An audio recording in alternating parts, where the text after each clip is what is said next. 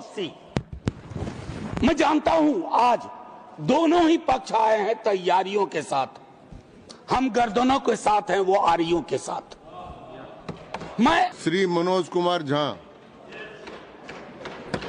शुक्रिया माननीय vice chairman साहब, सुकून भी है, अच्छे माहौल में बातचीत हो रही है और आप वहां हैं तो आपके पास अग्निशामक यंत्र भी रहता है आग बुझाने के लिए, ये मैंने महसूस किया है। माननीय उपसभापति महोदय, इस विधेयक पर अपनी आपत्तियां और अपनी आलोचना माननीय मंत्री जी के समक्ष रखूंगा। बिल के मसौदे पे बिंदुवार आऊंगा, लेकिन उससे पहले मैं चंद बातें रखना चाहता हूं। वो ये है माननीय वाइस चेयरमैन साहब, क्योंकि किसी भी आर्टिकल को जब हम पढ़ते हैं संविधान की इस किताब में कि 14 क्या कहता है, 25 क्या कहता है, 26 क्या कहता है, उसकी इबारत पढ़ने से पूर्व कॉन्स्टिट्यूएंट असेंबली की डिबेट को देखना चाहिए कि उस आर्टिकल के बनने में किस तरह के विचार आए थे। संभवतः माननीय मंत्री जी अगर आर्टिकल 26 ए बी सी की पूरी प्रस्तावना को, उस डिबेट को पढ़ते तो शायद उनका काम एक नॉन स्टैट्यूटरी बॉडी से भी चल जाता, बशर्ते इसके कि इस तरह की चीजें लाएं। आज के आपके समक्ष जब बोल रहा हूं, मेरे पार्टी के राष्ट्रीय अध्यक्ष एम्स में इलाजरत हैं, लेकिन वो गौर से देख रहे होंगे। कल उनके एक वीडियो को कट करके खूब चलाया गया। सर, पूरा संवाद तो देखिए, और अगर उन्हीं को चलाना है तो उनकी तो न्याय, सामाजिक सौहार्द के बारे में इसी पार्लियामेंट में बहुत सारी स्पीचेज हैं, उसको सुना जाए। बहरहाल सर, मैं क्यों कह रहा था आर्टिकल के बनने की बात, होता यूं है सर, यूनिफॉर्म सिविल कोड पे बहुत चर्चा हुई, आर्टिकल 44, लेकिन कहा कि देश का माहौल तकसीम के बाद, पार्टीशन के बाद, बंटवारे के बाद ट्रस्ट डेफिसिट था समुदायों के बीच में, तो उसको सेल्व किया गया, डायरेक्टिव प्रिंसिपल्स में रख दिया गया। जैसे संपत्ति के बंटवारे की बात, आय के असमान वितरण की बात भी डायरेक्टिव प्रिंसिपल्स में आई, 38(2) एंड 39 क्लॉज सी। मैं जानता हूं आज दोनों ही पक्ष आए हैं तैयारियों के साथ, हम गर्दनों के साथ हैं, वो आरियों के साथ। मैं आपके माध्यम से माननीय वाइस चेयरमैन साहब, कोई बात तलखी में नहीं बोलूंगा। किसी को आरी लेकर सदन में प्रवेश करने की अनुमति नहीं है। बिल्कुल सर, आप जिंदाबाद रहें। सर एक चीज, देश का माहौल, और ये मैं गंभीरता, गर्दन लेकर आ सकते हैं जी, आरी लेकर नहीं आ सकते। सर, देश का माहौल कैसा है इस पे एक नजर डाला जाए। गाहे बगाहे इकोनॉमिक बाइकॉट की बात होती है, गाहे बगाहे किसी पुरानी मस्जिद के नीचे कुछ चीजें ढूंढी जाती हैं, गाहे बगाहे प्लेसेस ऑफ वर्शिप एक्ट पे सवाल उठता है। सर, इस तरह के माहौल में आपके बिल का कंटेंट और आपके बिल का इंटेंट दोनों सवालिया निशान खड़े करता है। ये महत्वपूर्ण है। चिंता इस बात की नहीं है, अभी चुन के आए हैं, हम भी चुन के आए हैं, लेकिन चुन के आने के बाद बहुमत विजडम की गारंटी नहीं होता है। आप लोग अक्सर ये सोचते हैं कि बहुत बड़ी बहुमत है तो सारा विजडम आप ही के पास है। सर, माननीय सभापति महोदय, खान पान, वस्त्र, आभूषण, भाषा, इबादत, इतनी तकरार, उसमें क्या होता है ना, एक समुदाय को लग रहा है। सर, मैं आपके माध्यम से एक चीज कहना चाहता था। मेरी भतीजी ने मुझसे, मुंबई अभी गया था, पूछा काका मार्जिन क्या होता है, तो मैंने उसको बताया कि बचपने से हम लोगों को कॉपी में मार्जिन छोड़ने के लिए बताया जाता है, हाशिया। सर, हमें आदत बन गई है हाशिए पे लोगों को छोड़ने की, हम लगातार समुदायों को हाशिए पे छोड़ रहे हैं। माननीय उपसभापति महोदय, मैं ये कहूंगा, प्रेमचंद ने एक कहानी लिखी थी ईदगाह, हमारे सारे साथियों ने पढ़ी होगी। ईदगाह में हामिद ने अपनी दादी अमीना के लिए चिमटा खरीदा। क्या हम में से कोई बता सकता है कि दुकानदार हरिंदर था या सोहाबुद्दीन था? कोई नहीं बता सकता। लेकिन आज क्या चल रहा है, हामिद खरीदेगा तो वही खरीदेगा, हरिंदर खरीदेगा तो वो हरखू के पास जाएगा।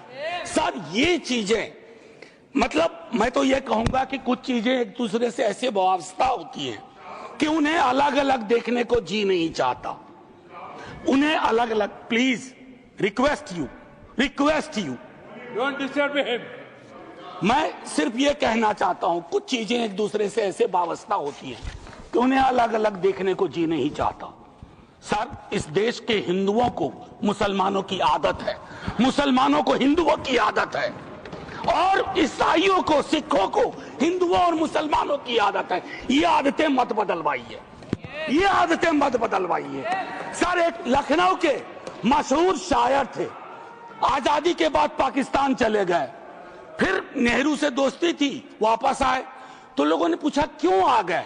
बोला यार बहुत मुसलमान थे यहाँ, लखनऊ का हूं, मिला जुला देखने की आदत थी। ये मैं बता रहा हूं, मैं बता रहा हूं सर कि ये चीजें महत्वपूर्ण है। आज सुबह से कई बार लाइटर वैन में कहा गया सौगात और तोहफा। माननीय उपसभापति महोदय, लोकतंत्र में सौगात और तोहफा नहीं हुआ करता। हम राजतंत्र में नहीं हैं, लोकतंत्र में एक एक पाई स्टेट एक्सचेकर की है और एक एक पाई पे एक एक नागरिक का हक है, और उस नागरिक का भी है जो हाशिए पे है, और उस नागरिक का भी है जिसने जानवरों को बंद करके एक प्राइवेट जू खोल लिया। ये हमें समझना होगा। माननीय उपसभापति महोदय, कल मैं माननीय गृह मंत्री जी को सुन रहा था। माननीय गृह मंत्री जी बहुत अच्छी तरह से जो वक्फ है उसका ओरिजिन बता रहे थे। मैं तैयारी का सोर्स हम लोगों का शायद कुछ तो समान है हमारे में। तो वक्फ जो है अरबिक का शब्द है, वक्फा से निकला, मान लिया, और इसका मतलब है कि रिलीजियस जो पवित्र कोई काम हो, दान हो, धार्मिक काम हो, उसमें इसका इस्तेमाल हो। और अलग अलग लोग इसका प्रोनाउंसिएशन अलग करते हैं, कोई वक्फ बोलता है, कोई वकफ बोलता है। ये अलग अलग धाराएं हैं इस देश की। काबा की मस्जिद जो 622 में बनी प्रॉफिट मोहम्मद के time, peace be upon him, वो पहली इस्लामिक वक्फ थी। उसके बाद एक चीज हम सबको याद रखना चाहिए, हम किसी भी धर्म के मानने वाले हों, राष्ट्र की अवधारणा से पूर्व नदियां नहीं बटी थी, संस्थाएं ऐसे नहीं बटे थे, बनते गए, उसमें सुधार भी हुआ। आप पहली बार सुधार नहीं कर रहे हैं, इसमें सुधार आगे भी होगा। मैंने कहा ना कि दिक्कत होती है कि जब आपका इंटेंट और आपका कंटेंट दोनों मैच करता है तो डर लगता है, क्योंकि उस समुदाय के बारे में सर मैं एक बात जरूर कहूंगा। इस बिल को, चूंकि बिल के कुछ बिंदुओं पे आऊं उससे पहले, बाबा साहब भीमराव अंबेडकर को इन्वोक किया गया है, और मैं चाहूंगा बाबा साहब भीमराव अंबेडकर, उन्होंने एक लाइन कही थी, उसको बार बार पढ़िए। Democracy is incompatible in inconsistent with isolation and excluding minority communities. You have to look at honourable minister from the angle of isolation and exclusion, और ये दोनों चीजें बहुतायत में हैं और अलग अलग जगहों पे हैं। सर जमीन के साथ किसी व्यक्ति और किसी कौम का क्या रिश्ता होता है, इसको भी समझने की जरूरत है। सच कहूं तो कई बार एहसास ये भी होता है कि with this bill is it a legal cover for bulldozer? That scares me as a citizen of this country. कमाल की बात है, मुसलमान शहरों में रहे, घेट्टो, गांव में गया घुसपैठिया, और उनकी संस्थाएं, उनके बारे में जिक्र हो, कहा कि उसमें तो ओपेक नहीं है, सस्पेक्ट है। कॉन्स्पिरेसी के टोन में बात होती है, कॉन्स्पिरेसी के टोन में। सर ये उचित नहीं है। आज ही आप ही के सदस्य कहते हैं राधा मोहन जी कि 20 करोड़ मुसलमान। सर अगर एक घर में एक सदस्य मुसलमान है, क्या आप उसको एलिनेट होने दीजिएगा या उसको जोड़ के रखिएगा? उसकी शिकायतों को और उनसे जो शिकायतें हैं वो कैसे दूर होंगी? बैठ करके दूर होंगी। किसी को डॉग विसिल पॉलिटिक्स का उपकरण बना करके अगर आप अलग करना चाहोगे तो वो उचित नहीं है। माननीय उपसभापति महोदय, आपने कहा, मेरे कई सदस्यों ने कहा, नॉन मुस्लिम्स को मैं तो बड़ा तारीफ करूंगा, खड़ा हो जाऊंगा पक्ष में। अगर इतना सेक्युलर मिजाज इस देश का कर दीजिए कि हर धर्म के संस्थाओं में दूसरे धर्म के लोग हों, इस्लामिक कम्युनिटी में डालिए तो हिंदू में डालिए, सिखों में डालिए, क्रिश्चियंस में डालिए, तब न बात होगी। या सिर्फ तय कर लिया कि सारे प्रयोग या सारा संयोग मुसलमानों को लेकर के होगा, ये उचित नहीं है माननीय उपसभापति महोदय। इसमें क्या है, मैं दूसरी चीज कहूंगा कि संपत्ति वक्फ की है अतिक्रमण के पंजीकरण के संदर्भ में। मेरे संजय जी कह चुके हैं, आपकी खुद की एफिडेविट है कि कितना डिजिटलाइज हो गया है, कितना इंक्रोचमेंट हुआ। एक छोटी सी बात कहूंगा कि एक बहुत बेहतर चीज आपने कही थी और मैंने नोट किया था सर, एक कायदे से, सॉरी, नहीं ढूंढने में जो समय लगेगा, नहीं सर, नहीं मिल गया सर, वो एक्चुअली एक मिनट सुनो सही सर, सुनो, ढूंढने में जो समय लगेगा उतना अतिरिक्त समय आपको मिलेगा। Thank you sir. इन्होंने कहा, अब देखिए कि 30 बरस में, प्लीज जयराम जी, 30 बरस में सिर्फ 8, सर मैं इस बोनहोमी को तो धन्यवाद कहता हूं, लेकिन इससे मुझ जैसे सदस्य को थोड़ी दिक्कत होती है अपनी बात रखने में। बाकी अपने प्यार के लिए बहुत जगह है इजहार के लिए। मैं सिर्फ ये कह रहा हूं 30 बरस में सिर्फ 8 केसेस आए। क्या कर रहे हैं हम सर? अब वक्फ बाय यूजर, ये बहुत इंटरेस्टिंग चीज है। किसी भी समुदाय की एक स्मृति होती है। माननीय सभापति महोदय, आप मुझे देखिए, मैं भी आप ही को देखूंगा। किसी भी समुदाय की एक स्मृति होती है। कोई मस्जिद कब से यूज में है, कागजात ढूंढोगे। मैं अभी अपने बिहार का अनुभव बताता हूं। हम बहुत छोटी जोत के किसान परिवार से आते थे, दादा के टाइम से। सर अभी वहां सर्वे हो रहा है, कागज हमें अपने घर में नहीं मिल रहा है सर, ये और सर्वे ही बंद कर दिया बिहार की सरकार ने। तो मैं ये कह रहा हूं कि पूरे समुदाय को कटघरे में खड़ा करने के लिए आप यूं ही एक आम अदना मुसलमान शहरी, अदरवाइज वो परेशान है। पुरानी संपत्ति है, लैक ऑफ टेक्निकल एक्सपर्टीज नहीं है, कहां से लाए, सब विवाद में आ जाएंगे, लिटिगेशन का एक पहाड़ खड़ा हो जाएगा हमारे समक्ष। और हां, आप डीएम को बहुत काम पकड़ाते हो। बेचारा डीएम लोकल लेवल पे हम कहते हैं ट्रैक्टर बन के रह गया है। जितनी आपकी योजनाएं हैं, जयंत भाई की विभाग की योजनाएं हो, किसी की डीएम नोडल ऑफिसर, और हम ये मान के भी चलते हैं कि डीएम है तो ज्ञान का सारा भंडार उसके पास है। डीएम को एक एक महकमे की मीटिंग का टाइम नहीं मिलता है, क्या क्या करेगा डीएम। मैं आपके माध्यम से माननीय सभापति महोदय, वीकर सेक्शंस की बड़ी चर्चा इसमें की गई है। कम से कम पसमानदा, अपने हिंदू समाज में भी पसमानदा बहुत बड़े।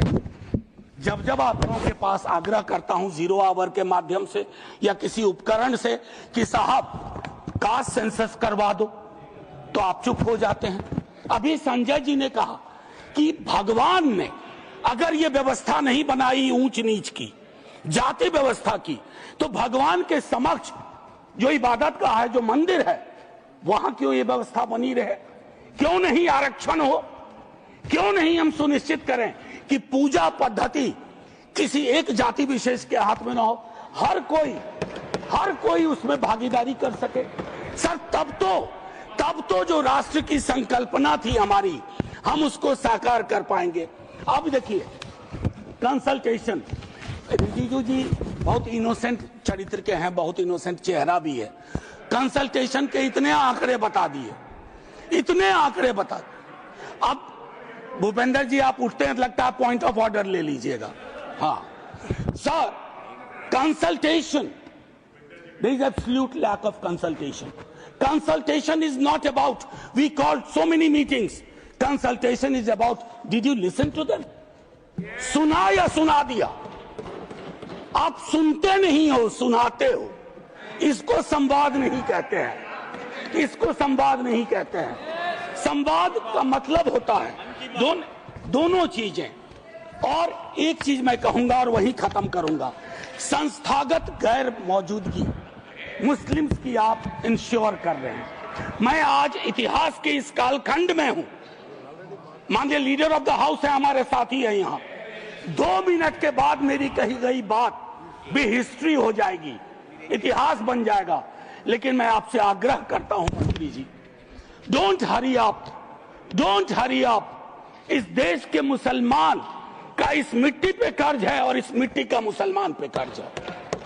इस कर्ज के रिश्ते को व्यापारी की नजर से मत देखिए, तिजारत की नजर से मत देखिए, क्योंकि अगर वो नजर आपकी नजर में बदलाव नहीं आएगा तो माननीय उपसभापति महोदय, सब कुछ हमारा बिखर के रह जाएगा। आखिरी 1 मिनट लूंगा।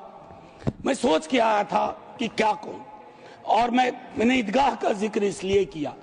एक नूर मियां की सुरमा का भी कर सकता था, विद्रोही जी ने लिखा, उससे पहले केदारनाथ सिंह ने लिखा। लेकिन मैं अदम कोंडवी, गोंडा जिला उत्तर प्रदेश का आभार करते हुए मैं 2 लाइन पढ़ करके अपनी बात खत्म करूंगा। हिंदू या मुसलमान के लिए के एहसासात को मत छेड़िए, अपनी कुर्सी के लिए इस जज्बात को मत छेड़िए। हम में कोई हुण, कोई शक, कोई मंगोल, पता करना बड़ा मुश्किल है कौन कहां से, हम में से कोई हुण, कोई शक, कोई मंगोल दफन है जो बात, अब उस बात को मत छेड़िए। गलतियां बाबर की थी, जुम्मन का घर फिर क्यों जले। ऐसे नाजुक वक्त में हालात को मत छेड़िए। है कहां हिटलर, हलाकू जार या चंगेज खां, मिट गए सब, कौम की औकात को मत छेड़िए। छेड़िए एक जंग, छेड़िए एक जंग मिलजुल कर गरीबी के खिलाफ। दोस्त मेरे मजहबी नगमात को मत छेड़िए। हाथ जोड़ के कहता हूं सर, इसको फिर से कंसल्टेशन के लिए भेजिए और एग्जीक्यूटिव के डिसीजन को कमतर करिए, एग्जीक्यूटिव के डिसीजन को, इन्फ्लुएंस को कमतर करिए। और पूरी दुनिया नॉमिनेटेड से इलेक्टेड पे जा रही है, आप इलेक्टेड से नॉमिनेटेड पे जा रहे हो। नॉमिनेटेड लोग बड़े खतरनाक होते हैं, ध्यान रखना सर। जय हिंद सर। धन्यवाद मनोज जी।